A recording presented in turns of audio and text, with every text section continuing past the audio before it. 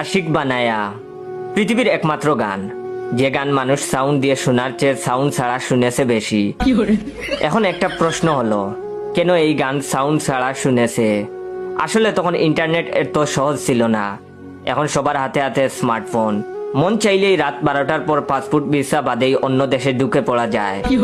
তখনকার সময়ে একটা ফ্যামিলিতে একটা ইটের সাইজের মোবাইল থাকতো, কোনো ফ্যামিলিতে তাও থাকতো না, যা দিয়ে শুধু কল আসতো যেত আর সাপের গেম খেলা যেত। আমাদের আকাম করার একমাত্র ভরসা ছিল সিডি প্লেয়ার।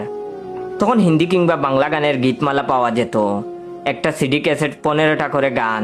আমরা দোকানে গিয়ে খুঁজতাম এই গীতিমালায় আশিক বানায়া গানটা আছে কিনা।